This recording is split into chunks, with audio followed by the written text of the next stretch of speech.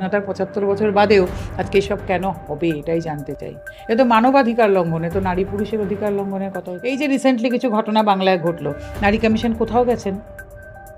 তাহলে বারবার হাট করে একজন পুরুষ অধিকার কর্মীকে তাই নিয়ে ওপরা নিয়ে যদি হচ্ছে তো আমি মণিপুরে বলবো যে চুপ করে থাকবো, মানে কি আমার ছেলে ভালো তোমার তাই জন্য আমার ছেলে খারাপ তাই তোমার ছেলেও খারাপ হতে পারে, বা ওর ছেলে খারাপ কেন আমার ছেলেও তাই। এটা তো বিচার করার কথা ছিল না।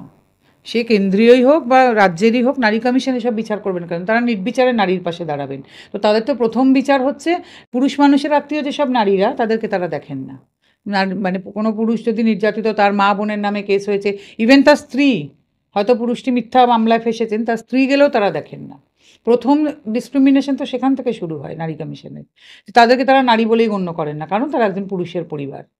এই ডিসক্রিমিনেশন, তারপর ধনী দরিদ্র ছেড়ে দিন, রাজনৈতিক রং ছেড়ে দিন, ধর্ম ছেড়ে দিন, সব। এই যে রিসেন্টলি কিছু ঘটনা বাংলায় ঘটলো, নারী কমিশন কোথাও গেছেন? তাহলে বারবার হাট করে একজন পুরুষ অধিকার কর্মীকে তাই নিয়ে কেন কথা বলতে হয়? কোথাও ওনারা গেছেন? নারী ও শিশু কল্যাণ মন্ত্রী কথা বলেছেন একবারও? এই যে জঘন্য ন্যাক্কারজনক ঘটনা মহিলাদের সঙ্গে ঘটলো, কেউ গেছেন ওনারা? তাই ওনাদের ডিসক্রিমিনেশন সব কিছুতে আছে। ওনারা খুব বুঝে শুনে পা ফেলেন যে কোথায় যাব আর কোথায় যাব না। নারী কমিশনের এটা তো হওয়ার কথা ছিল না। সবার জন্যই সমানভাবে যাওয়া উচিত ছিল নারী কমিশন। নারী মানে তার অসম্মান হলে যাব, কিন্তু এটা তো হচ্ছে না। যে মণিপুরে নিয়ে যারা সরব হচ্ছে তারা চোপড়া নিয়ে চুপ। আবার ঠিক উল্টোটাও, মানে চোপড়া নিয়ে যারা সরব তারা আবার মণিপুর নিয়ে এটা চুপ। তো খুব স্বাভাবিক, রাজনীতি করতে গেলে তো এগুলো আপনাকে শিখতেই হবে। কিন্তু আমার একটাই কথা, যে আজকে চোপড়া নিয়ে যদি হচ্ছে তো আমি মণিপুরে বলবো যে চুপ করে থাকবো, মানে কি আমার ছেলে ভালো তোমার তাই জন্য আমার ছেলে খারাপ তাই তোমার ছেলেও খারাপ হতে পারে, বা ওর ছেলে খারাপ কেন আমার ছেলেও তাই খারাপ কাজটা করেছে। কারুর জন্য কেউ কিন্তু জাস্টিফাইড হয় না, প্রত্যেকটা ঘটনা সমান নিন্দনীয়। এই যে কেউ এখানে চোপড়ায় হলেই ওনারা মণিপুরটা জাস্টিফাই করার চেষ্টা করছেন, মণিপুরে হয়েছে বলে আবার চোপড়া জাস্টিফাই হচ্ছে, সব কটা ঘটনা সমান নিন্দনীয়। কেন এরকম হবে? নারী পুরুষ যার ওপরেই অত্যাচার, আজকে স্বাধীনতার ৭৫ বছর বাদেও আজকে এসব কেন হবে এটাই জানতে চাই। এ তো মানবাধিকার লঙ্ঘন, এ তো নারী পুরুষের অধিকার লঙ্ঘনের কথা হচ্ছে না।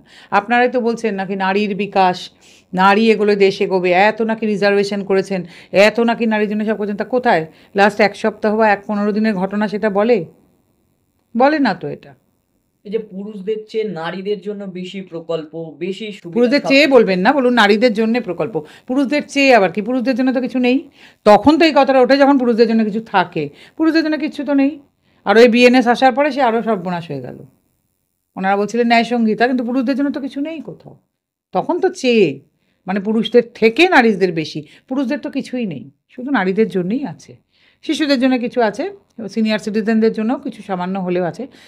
এবার মজা বিষয় দেখলাম, পশু পাখিকে মেরে ফেলার জন্য দণ্ডের ব্যবস্থা হয়েছে এবারে আইনে। পুরুষ মানুষ তার থেকেও নিকৃষ্ট এ দেশে, বুঝেছেন? তাদের জন্য কিছু নেই। এটা সবার বোঝার সময় এসছে কিন্তু।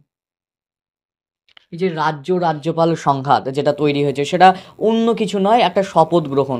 সেই শপথ গ্রহণেও কিন্তু নারী পুরুষ নিয়ে একটা আলোচনা উঠে আসছে, যে রাজভবনে যেতে মহিলারা ভয় পাচ্ছেন, মানে রাজ্যপালের কাছে যেতে।